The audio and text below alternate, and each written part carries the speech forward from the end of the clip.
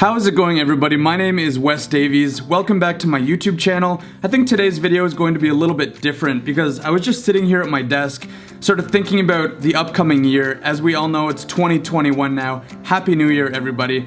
And I've been thinking about what kind of content, what kind of videos I want to make for you guys and for my channel this year.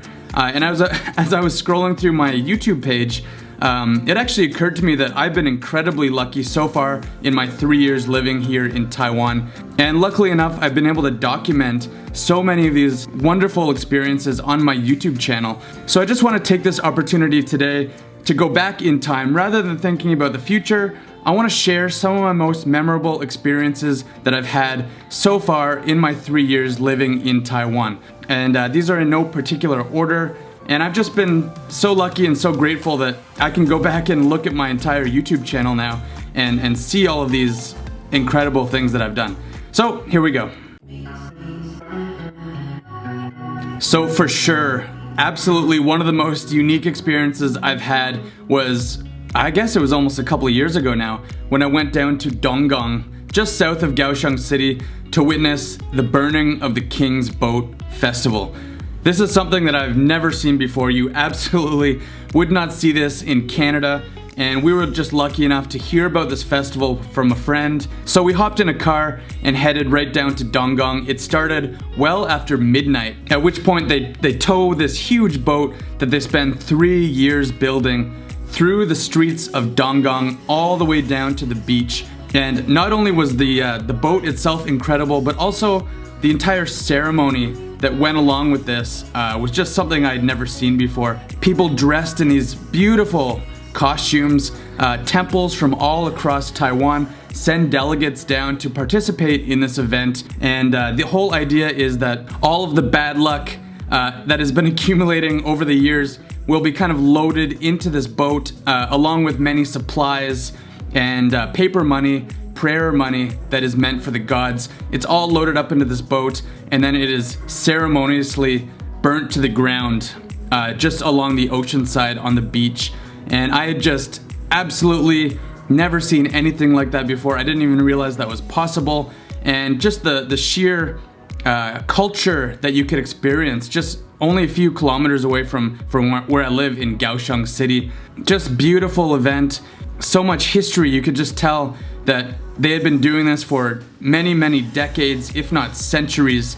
You could see that everyone's heart and soul had been poured into this event, and the boat itself was just so beautiful, so ornate. All the decorations were just incredible.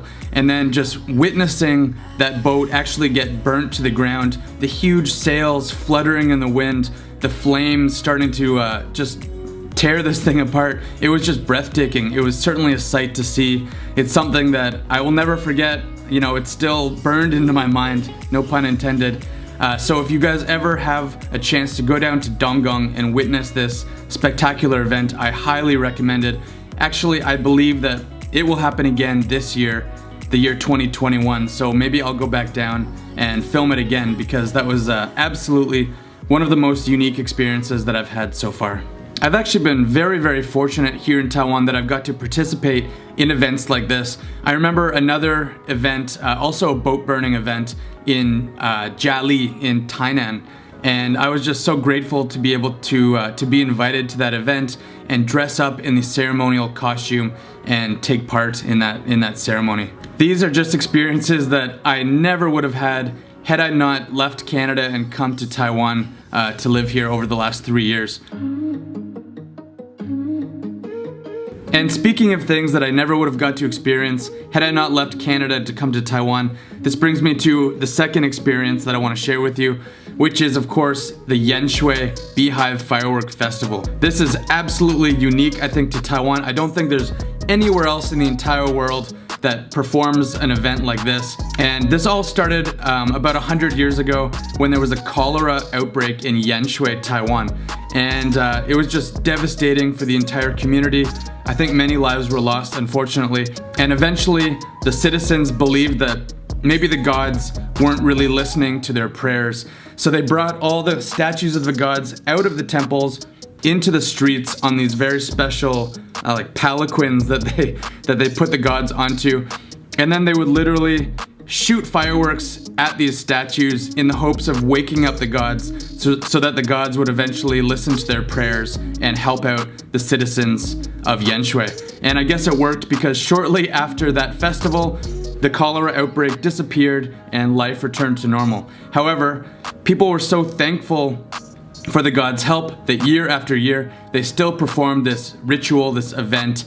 Even to this very day, it is performed every single year, and I had the good fortune of being able to visit Yenshui a couple times now and just witness this incredible, I guess, ceremony. I'm not sure what you would really call it, but that was just something absolutely incredible, at times a little bit scary. Everybody just dons this, very, very robust protective gear, fireman's jackets, helmets, everything. And then, you help them pull the statues out onto the street, and then everyone sort of gets shot at by these bottle rockets in these towering, just towers of beehive fireworks. It was something that I will never forget. I think I'm gonna be saying that a lot. But if you are in Taiwan, I think sometime around the Lunar New Year, and if you have a chance, you should probably check out this festival. It's amazing.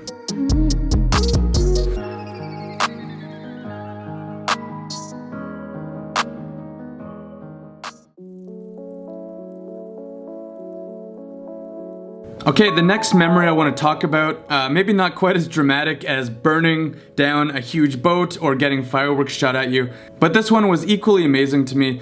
And this was when my good friend and fellow YouTuber Lucas Engstrom invited me up north to Teapot Mountain. There's a huge hike there, one that he always raved about whenever I talked to him, and he said, "Wes, we gotta do this. We just have to do it. It's a rite of passage when you're living here in Taiwan." So I headed up north. We took the bus from Taipei all the way to Jingguashi, which is right near Jiufen, another one of my favorite places in Taiwan, and we did the Teapot Mountain hike. This is absolutely something you should do if you're ever in the north of Taiwan. It is just a gorgeous, breathtaking, beautiful hike. There's this incredible mountain that just overlooks that whole area, and it just falls down all the way to the ocean.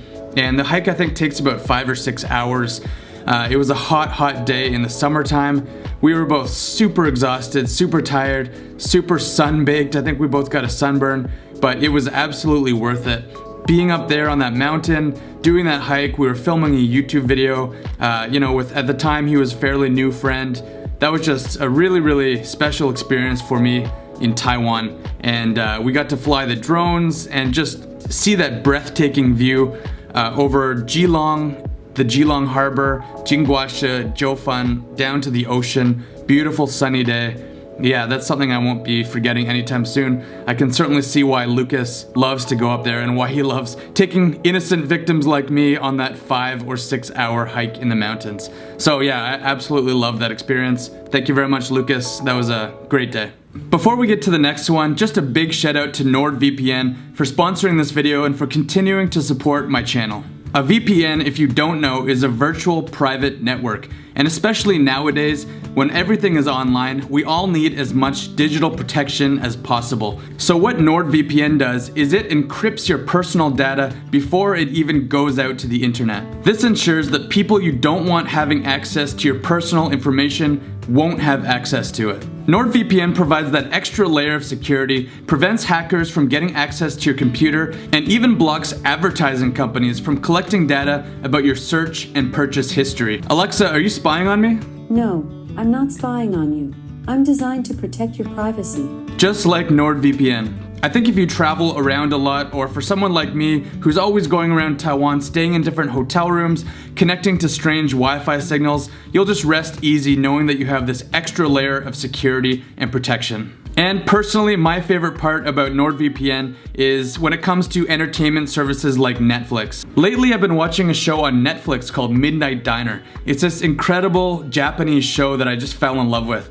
I was pretty sad after I finished watching the series, but then I discovered that they actually made a full-length movie in 2014 that isn't on Taiwanese Netflix. So I just connected to my NordVPN, changed it to a Japanese server, refreshed my Netflix account, and suddenly that movie that I couldn't find anywhere else was now available to me. I was so happy about that. So if you want to check this service out, just use my link right down below. Use my promo code WesDavies. You're gonna get 70% off of your order, and you'll get 1 month totally for free on a 2-year subscription plan. And the best part is, you can try it out for 30 days. If you don't like it for whatever reason, you can get your money back, no questions asked. Sounds like a pretty good deal, right? I've personally been loving my NordVPN subscription so far, and I don't think I'll be able to return to a life where I don't have access to a quality VPN like this. So go down below, check out my link, use my promo code. I think you're really gonna love it.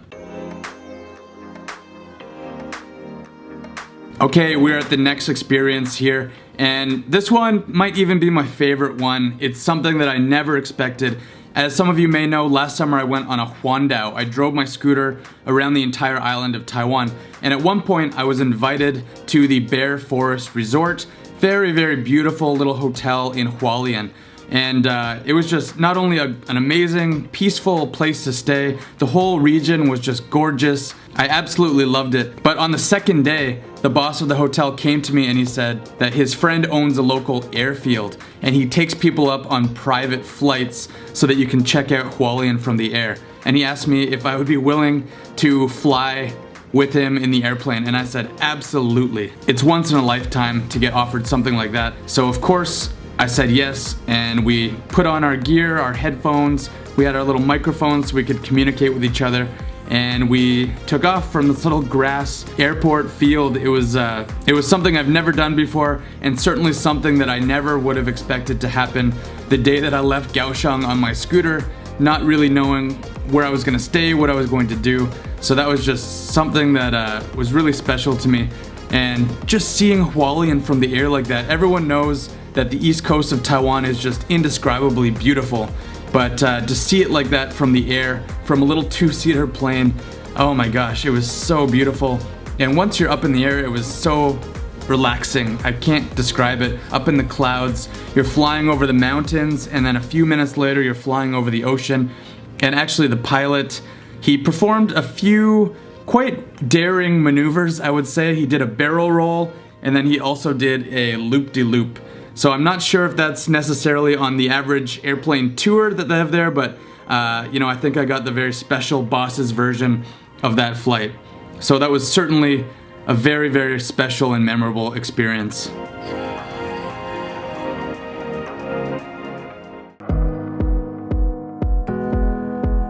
Okay, this brings me to my last experience. As I said, these are in no particular order, but this one was so amazing. This is when I went to Orchid Island in September.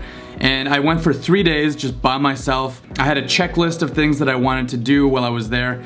But oh, what a great trip that was. I love traveling by myself. I think there's some kind of freedom to it. You can choose what you want to do. You can choose when you want to wake up or go to bed.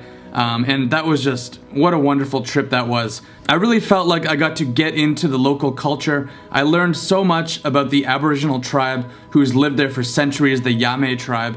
And it was just, every day was so spectacular. I did a couple of huandaos. You can drive around the island in 40 or 50 minutes. And just the scenery there is breathtaking. You've got these gorgeous green mountains, the blue ocean, and it feels like you're in Hawaii or the island from Jurassic Park, something like that. And just the feeling of almost isolation while you're there, because it's a 3-hour boat ride to even get there. But I think there's something very unique and special about that island, almost like it's a little world unto itself. And one of the most memorable things that I did there was I hired one of the local Aboriginal guides, and he took me out in one of the traditional boats that they use for fishing. And the sun was going down, beautiful light reflecting off the waves and the water. And he was so friendly. He was, you know, obviously I don't speak their language. He didn't really speak much English, but we found a way to communicate, and we had a few laughs and had a good time. That was really amazing. And then one of the other really incredible things that I did was hired another guide. He took me deep into the forest in the middle of the night. I think it was around 10 or 11 p.m. And we went looking for the owls that live in that forest. And I have heard that perhaps we should probably leave the wildlife alone. I didn't really know about that at the time. So probably if I go back, I probably won't try to go look for the owls. But you know, I did it, and after a few hours with no luck, finally seeing that owl sitting on the branch in the middle of the night, That was really precious experience. I've never really seen that before. But just finally, after 2 or 3 hours searching around in the bush, when we finally saw that little owl sitting up there, perched on the branch, that was a very special moment. Alright everybody, thank you for watching. That's the video. Really nice reminiscing about those memories here in Taiwan. I've done tons of other things too if you want to scroll back through my YouTube page and check out some of my other adventures and experiences that I've had while I've been living here. Thanks again NordVPN for sponsoring this video and for continuing to support my channel. Everyone make sure you go down and check out the link below if you want to save 70% on your NordVPN subscription. Speaking of subscriptions, don't forget to subscribe to my channel. Thanks a lot everybody. I have some really interesting content planned for you over the next couple of weeks and couple of months. Hope you're all having a great day or evening, and I will see you very soon. Take care everybody.